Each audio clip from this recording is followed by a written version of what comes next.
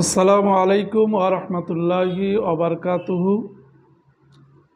আমরা মুজাদ্দিদুজ্জামান দাদা হুজুর পীর কেবলা রহমাতুল্লাহ আলাইহের ওসিয়াত এই ভিডিওর মাধ্যমে প্রকাশ করে থাকি। আজকের আমাদের ওসিয়াত পর্ব হবে ৮ নম্বর।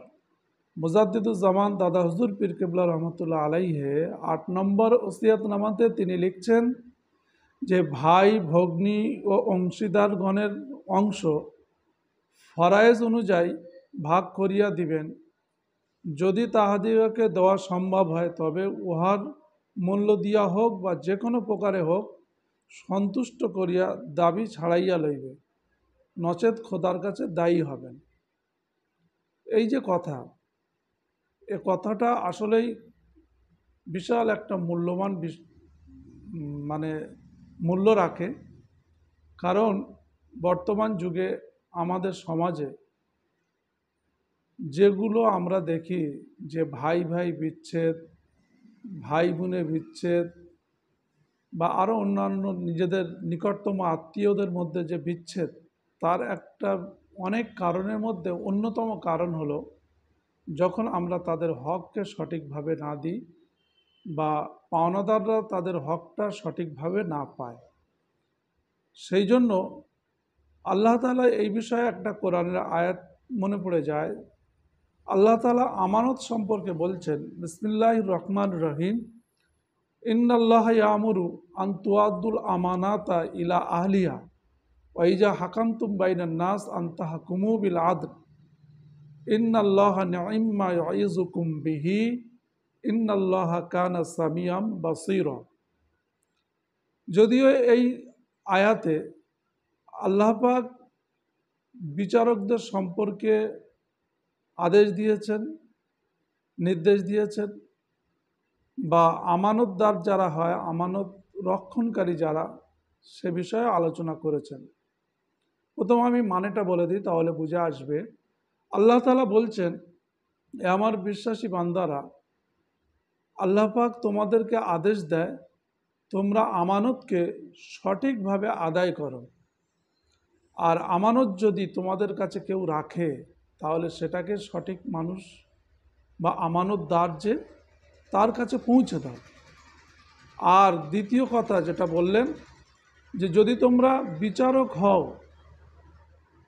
তাহলে সঠিকভাবে বিচার করবে, কারণ সঠিক এবং আদল ইনসাফ বিচারের মধ্যে কায়েম করবেন। এটাই আল্লাহ তাআলার সব থেকে বড় উপদেশ। জেনে রাখবে আল্লাহ তাআলা নিশ্চয়ই সব কিছু শোনেন এবং জানেন। আল্লাহ পাক অপর জায়গায় বলেছেন, ওয়াল্লাযীনা হুম লি আমানাতিহিম ওয়া আহদিহিম রাউন, যে মোমেন তারাই যারা নাকি তাদের আমানতকে সঠিকভাবে আদায় করেন আর তাদের ওয়াদাকে পূরণ করে, তারাই হলো মোমেন। তো মোমেনের সিফাত রাসূল পাক সাল্লাল্লাহু আলাইহি সাল্লাম আমানত সম্পর্কে হাদিসে বহু জায়গায় উল্লেখ করেছেন, বা বহু সময় রাসূলুল্লাহ সাল্লাল্লাহু আলাইহি সাল্লাম এই আমানতের গুরুত্ব দিয়ে যাতে একটা সুস্থ সমাজ গঠন হয় তার জন্য রাসূল অনেক ধরনের কথা বলেছেন। রাসূলুল্লাহ বলেছেন, আয়াতুল মুনাফিকি সালাসাতুন, ইজা হাদ্দাসা কাযাবা ওয়া ইজা উতুমিনা খানা, ইলা আখিরি হাদিস। রাসূলুল্লাহ বলছেন যে মুনাফিকের লক্ষণ হলো তিনটি। ইজা তুমিনা খানা, যখন তার কাছে কোনো সম্পদ আমানত স্বরূপ রাখা হবে তখন সে তার মধ্যে খেয়ানত করবে। তো এই ধরনের হাদিস বিভিন্ন জায়গায়, বিভিন্ন সময়তে, বিভিন্ন পরিস্থিতিতে রাসূলুল্লাহ সাল্লাল্লাহু আলাইহি সাল্লাম ইরশাদ করেছেন। যাই বা হোক, সব মিলিয়ে যেটুকুনি আমরা বুঝতে পারি যে আমানত একটা বিশাল বড় দায়িত্ব, বা আমানতকে সঠিক ব্যক্তির কাছে পৌঁছে দেওয়া, এটা একটা মানুষের মোমেন হিসাবে বিশাল বড় একটা কর্তব্য। দ্বিতীয় কথা, যে বিষয়টায় আসি, যে মুজাদ্দিদুজ্জামান দাদা হুজুর পীর কেবলা রহমতুল্লাহ আলাইহে ওয়ারিসানদের মাঝখানে তার মিরাসের বন্টনের ব্যাপারে যেটা বলেছেন, যে ভাই ভগ্নী যদি থাকে তাদেরকে সঠিকভাবে ফরায়েজ অনুপাতে তাদের হক, তাদের প্রাপ্যকে পৌঁছে দেওয়া, তাদের কাছে দিয়ে দেওয়া, প্রাপ্যদারের প্রাপ্যটাকে বুঝে দেওয়া, এটাও একটা বিশাল বড় দায়িত্ব। কারণ রসুল বলছেন, মামিন মুমিনিন ইল্লা ও আনা আউলা বিহি ফিদ দুনিয়া ওয়াল আখিরা আকরাউ ইন শিতুম আন নবী উতি বিল মুমিনিনা মিন আনফুসিহিম ফা ইন্নামা মুমিনুন মাতা ওয়া তারাকা মালান ফায়ারিসুহু আসিবাহু মান কানু অমান তারাকা দাইনান আও সিয়াআন ফালিয়াতিনি ফা আনা মাওলাহু। তার মানে এই হাদিসের মধ্যে আমি সংক্ষেপে বলছি, রাসূলুল্লাহ সাল্লাল্লাহু আলাইহি ওয়াসাল্লাম বলছেন যে আমি তোমাদের মধ্যে সব থেকে নিকটতম। যদি কোনো ব্যক্তি পৃথিবীতে, আর যদি তোমরা বিশ্বাস না করো তাহলে কোরআন এবং হাদিস তোমরা চর্চা করে পড়ে দেখো, আমি তোমাদের সব থেকে নিকটতম। তোমাদের যত আত্মীয় আছে পৃথিবীতে তাদের মধ্যে সব থেকে নিকটতম হলাম আমি, রসুল সাল্লাল্লাহু আলাইহি ওয়াসাল্লাম। আর মোমেন যখন দুনিয়া থেকে মারা যাবে আর সে কোনো সম্পদ ছেড়ে যাবে, তাহলে সেই সম্পদ থেকে করণীয় কি হয়? প্রথমত তার তাজহিজ ও তাকফিন, মানে কাফন দাফনের ব্যবস্থা করা তার সম্পদ থেকে। আর সে যদি কোনো জায়েজ ওসিয়াত করে যায়, তার ফারায়েজ অনুপাতে তার একটা অংশ থেকে সেই ওসিয়াতটা পূরণ করা, তার রেখে যাওয়া সম্পদের একটা অংশ থেকে, সেটা ফারায়েজ অনুপাতে যখন আপনার ফতোয়া নেবেন তখনই বলা যাবে, সেইটাকে পূরণ করা। আর রসুল বলছেন দ্বিতীয়ত কথা, যদি কোনো ব্যক্তি কিছু ছেড়ে না যায় আর উল্টে যদি সে কোনো দেনা করে যায় বা তার গরিব ছেলেমেয়ে ছেড়ে যায়, রসুল বলছেন তাদেরকে নিয়ে যেন সে আমার কাছে আসে। আমি রসুলুল্লাহ তাদের গার্জেন, আমি তাদের অভিভাবক, আমি তাদের দেনা আদায় করব এবং তাদের দায়িত্ব পালন করব। এই যে হাদিস, এই হাদিসের দ্বারায় অনেক কিছু আমরা জানতে পারলাম, বুঝতে পারলাম। এখন বিষয় হলো, মানুষ মারা যাওয়ার পরে যে বিষয়গুলো ঘটে তার মধ্যে একটা, যেটা এক্ষুনি উল্লেখ করা হলো, যে সঠিকভাবে যারা বেঁচে আছেন, যারা প্রাপ্যদার, তাদের মাঝখানে সেই সম্পদটাকে বন্টন করে দেওয়া। যদি আপনার দ্বারায় সম্ভব হয় সেটা খুব তাড়াতাড়ি করে দেওয়া হলেই উত্তম। আমরা মনে করি যে বাপ মারা গেছে, মা মারা গেছে, তার সম্পদ নিয়ে যদি এখন বন্টন করি তাহলে মানুষ কি বলবে, মানুষ খারাপ ভাববে। এই লৌকিকতা দেখাতে গিয়ে দেখা যায় যে অনেক দেরি হয়ে যায়, 1 মাস 2 মাস 6 মাস 9 মাস এই করে বছরকে বছর চলে যায়। তারপরে কিন্তু একটা বিচ্ছেদের জায়গায়, একটা ঝগড়ার জায়গায়, একটা গণ্ডগোলের জায়গা তৈরি হয়।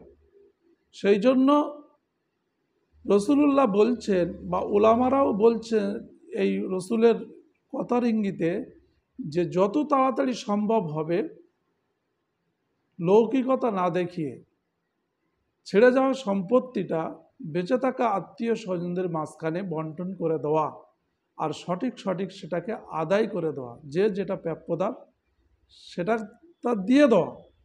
দেখেন অনেক সময় কি ঘটে আমাদের সমাজে, যে বাপের ছোট ছেলে বা বাপের যে কোনো একটা ছেলে বাপের সঙ্গে যৌথভাবে কারবার করে, ব্যবসা করে, বাপের সঙ্গে খাটে, বা বাপ একটা ঘর তৈরি করলো, সেই ঘরে তৈরি করার সময় যত টাকা খরচা হয় ছেলেও দেয়, বাপও দেয়। বাপ ওই রকম অবস্থাতেই কারের কিছু বুঝে না দিয়েই দুনিয়া ছেড়ে চলে যায়। তখন কি বলে ছেলেরা, যে এই ঘর যখন বন্টনের সময় আসে এন্তেকালের পরে, তখন ছেলেরা, ওই ছেলে এসে দাবিদার হয় যে আমি দিয়েছি এত, আর একজন এসে বলবে আমি দিয়েছি এত, আর একজন এসে বলবে আমি দিয়েছি এত। তাহলে এই যে দেওয়া নেওয়াটা একটা বিশাল কেচালের জায়গা, ঝগড়ার জায়গা। তখন কি হয়, মানুষ এসে মুফতি সাহেবদের কাছে ফতোয়া জানতে চায়, আমাদের কাছে আসে, এসে জানতে চায়, বুঝতে চায় বিষয়টা কি।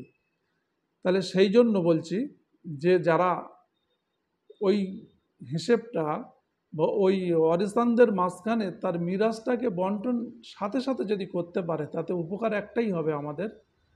অনেক উপকারের মধ্যে সব থেকে বড় একটা উপকার এটাই, যে মানুষ মারা যাওয়ার পরে মানুষের হৃদয়টা, মনটা একটু নরম থাকে। বাপ মা চলে গেছে, এখন ছোট বড় মেজো সবার মধ্যে বা বোনেদের মধ্যে একটা আবেগ কাজ করে, বা একটা ভালোবাসা কাজ করে, তখন যদি কারের 19-20 হয়, আর সেটা যদি তার কাছ থেকে বলে বুঝিয়ে তাকে রাজি করানো যায়, তাহলে কিন্তু সেটা ওই সাথে সাথে সম্ভব।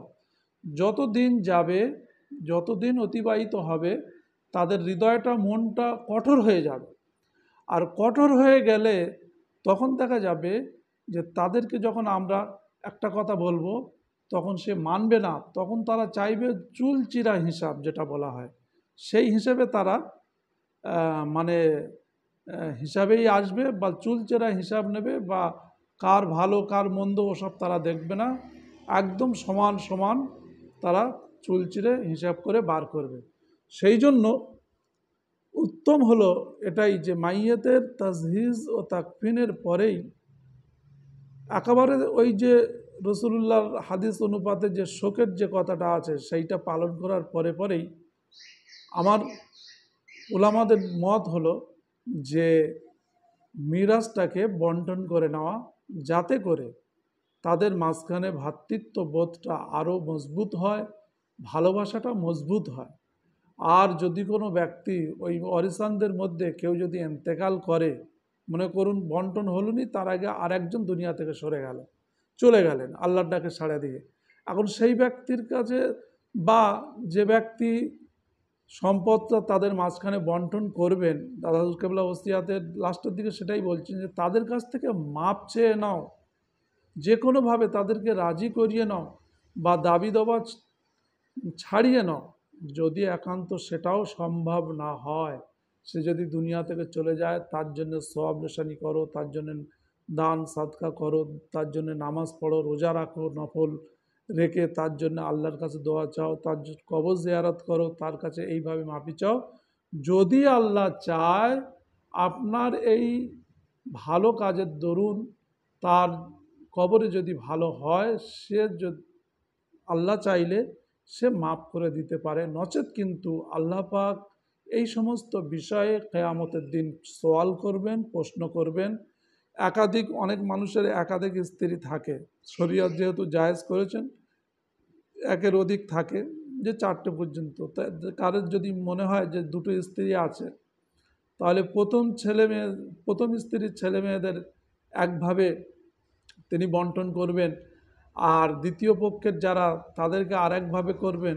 এইগুলো যাতে না হয়, সেই জন্য রসুল্লাহ সাল্লাল্লাহু আলাইহি সাল্লাম হাদিস পাকে এই ধরনের ইঙ্গিত দিয়েছেন যে যদি কেউ করে, কিয়ামতের দিন জান্নাতে যাওয়া তো দূরের কথা, জান্নাতের ঘ্রাণ ও সুগন্ধও পাবে না।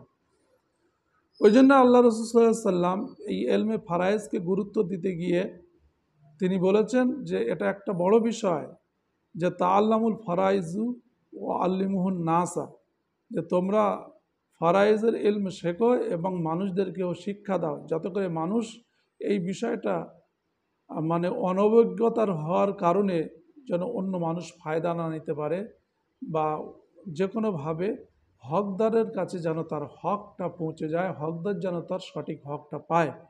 যাই হোক, অনেক কথা। আল্লাহ পাক আমাদেরকে এই ওসিয়াত বা আল্লাহর কোরআন ও হাদিস অনুপাতে চলার তৌফিক দিন, আর হকদারের সঠিক হকটা সঠিক সময়ে পৌঁছে দেওয়ার তৌফিক দান করেন।